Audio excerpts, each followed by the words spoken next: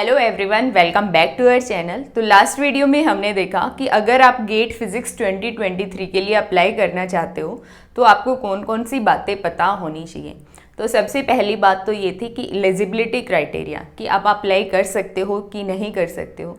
दूसरी जो बात थी, आपको एग्ज़ाम पैटर्न का पता होना चाहिए कि एग्ज़ाम का पैटर्न जो है वो कैसा है, किस टाइप के कितने क्वेश्चन पूछे जाते हैं। तीसरी जो इम्पोर्टेंट बात थी वो क्या थी कि सिलेबस आपको पता होना चाहिए कि कौन से सब्जेक्ट से क्या सिलेबस है। और लास्ट जो इम्पोर्टेंट बात हमने करी थी वो की था एग्ज़ाम का एनालिसिस। एग्ज़ाम के एनालिसिस से आपको समझ आएगा कि कौन से सब्जेक्ट से कितने क्वेश्चन पूछे गए हैं और कौन सा सब्जेक्ट हमारा ज़्यादा इम्पोर्टेंट है। और आज की वीडियो में हम बात करने वाले हैं कि अगर आप एक अच्छी रैंक स्कोर करना चाहते हो गेट एग्ज़ाम में, या फिर हम बोले आप लेस देन 100 में आना चाहते हो, तो आपकी क्या स्ट्रेटेजी होनी चाहिए प्रिपरेशन के ड्यूरिंग।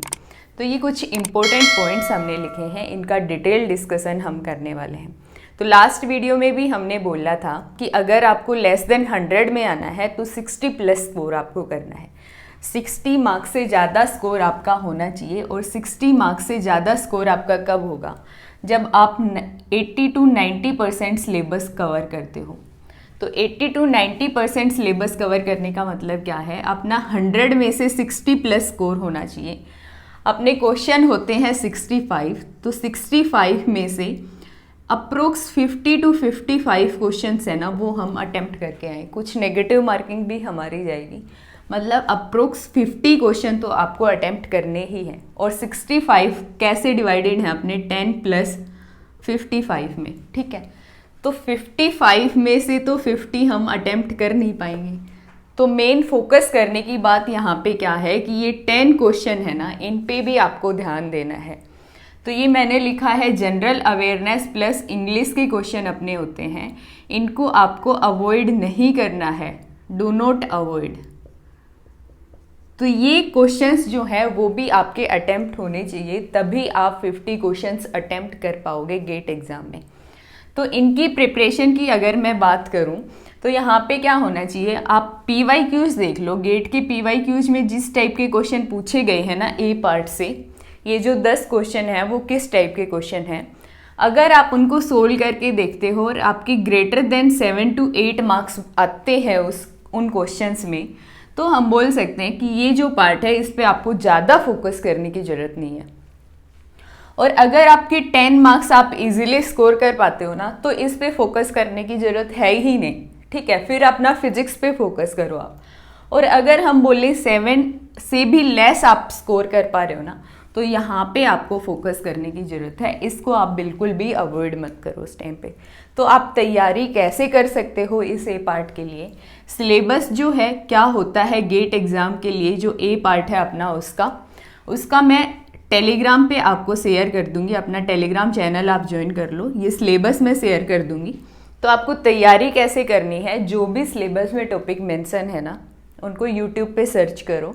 बहुत कॉमन टॉपिक्स वो होते हैं और उनकी वीडियोज आपको मिल जाएंगी, तो वहाँ से वो टॉपिक आप पढ़ लो। और जो PYQs हैं अपने 10 to 15 ईयर्स के PYQs है ना, वो डेली PYQs आप सोल्व करो। बहुत ज़्यादा टाइम आपको देने की ज़रूरत नहीं है इसमें, यहाँ पे आपको 30 मिनट्स अप्रोक्स देने की ज़रूरत है रोज़, ठीक है। लेकिन अगर आप लेस देन 7 मार्क्स ही यहाँ से गेन कर रहे हो ना, तो यहाँ पे ये टाइम देने की ज़रूरत आपको है। दूसरा पॉइंट अपना क्या है, यहाँ पे हमने बोला कि आपको 80 to 90% सिलेबस कवर करना है।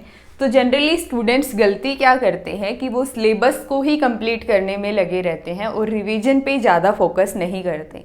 अगर रिवीजन पे आप फोकस नहीं करोगे, रिवाइज नहीं करोगे, तो क्वेश्चंस अटेम्प्ट आप नहीं कर पाओगे। फिर आपका 80 to 90% सिलेबस कवर करने का कोई मतलब नहीं होता। भले ही आप सिलेबस कवर करो 70 to 75%, लेकिन जितना भी सिलेबस आप कवर करते हो ना, उसका रिवीजन आपका अच्छे से होना चाहिए कि अगर उसमें से कोई भी क्वेश्चन बनता है ना, तो आपका अटेम्प्ट होना ही चाहिए। तो रिवीजन पे आपको ज़्यादा फोकस करना है। और इसके लिए कैसे स्ट्रेटजी आप रख सकते हो रिवीजन के लिए, कि 7 डेज वीक में 7 डेज आप पढ़ाई कर रहे हो ना, तो 6 डे आपको किस पे फोकस करना है?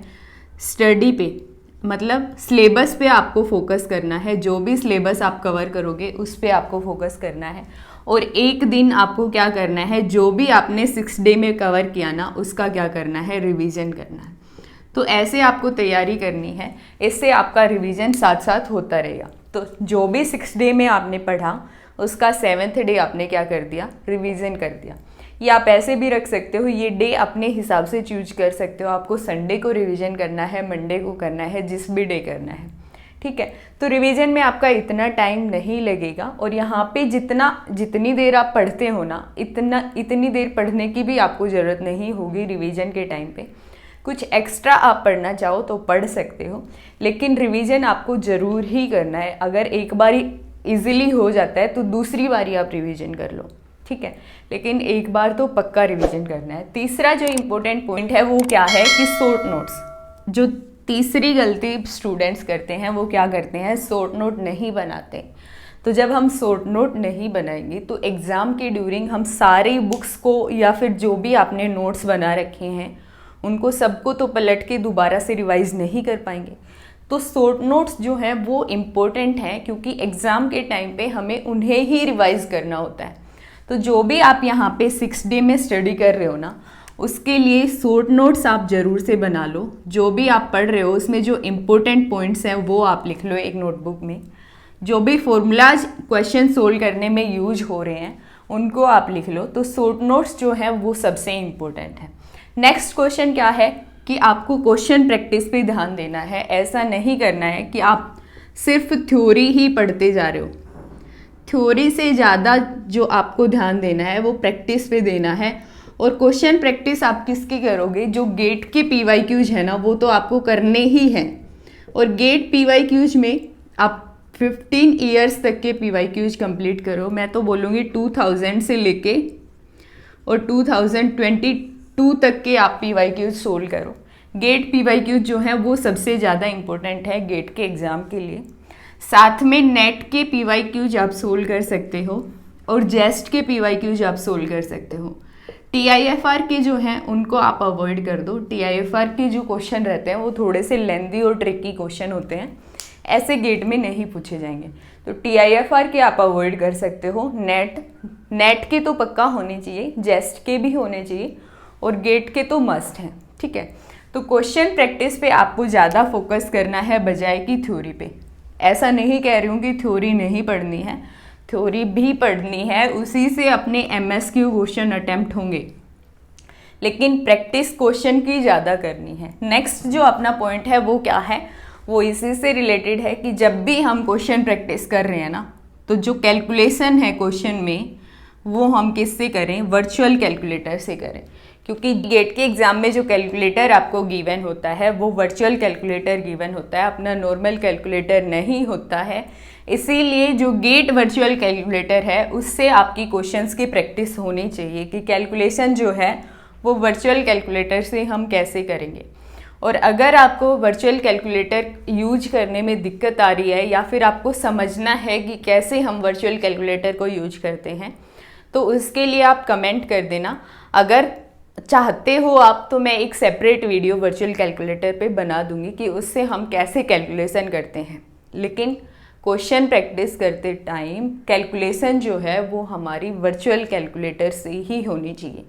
नहीं तो गेट के एग्ज़ाम में जो अपने को वर्चुअल कैलकुलेटर गिवन होगा उसे हमें यूज करना ही नहीं आएगा, और अगर आएगा भी ना तो बहुत टाइम लग जाएगा कैलकुलेशन करने में।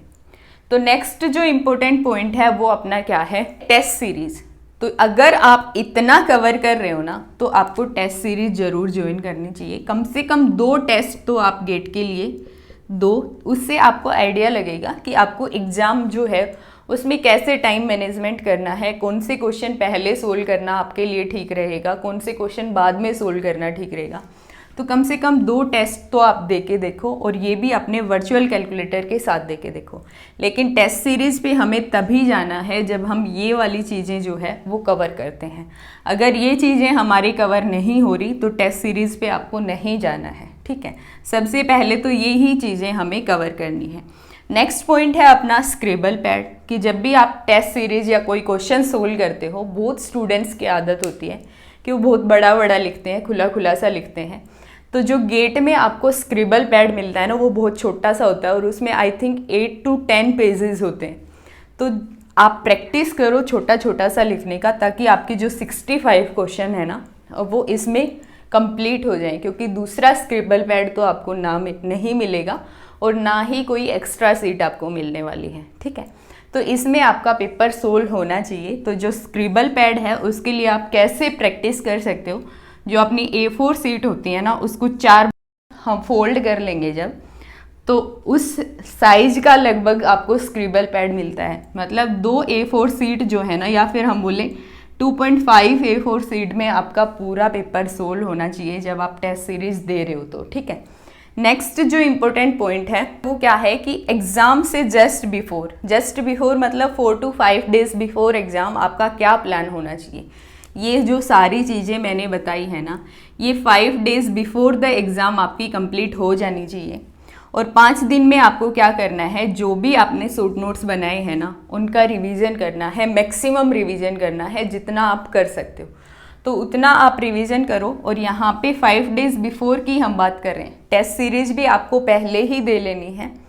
यहाँ पे सिर्फ और सिर्फ आपको रिवीजन करना है, माइंड को थोड़ा सा रिलैक्स करना है, कोई भी नया टॉपिक नहीं पढ़ना, कोई भी नया क्वेश्चन अटेम्प्ट करने का ट्राई नहीं करना, सिर्फ और सिर्फ रिवीजन आपको करना है और थोड़ा सा माइंड को रिलैक्स रखना है। तो अगर ये जो इम्पोर्टेंट पॉइंट्स मैंने यहाँ पे बताए हैं, अगर आप इनको फॉलो करते हो तो डेफिनेटली अंडर 100 आपकी रैंक होगी, एक अच्छा रैंक आप स्कोर करोगे गेट एग्ज़ाम में। तो आई होप आपको कुछ अच्छा सीखने को मिला होगा। तो मिलते हैं नेक्स्ट वीडियो में।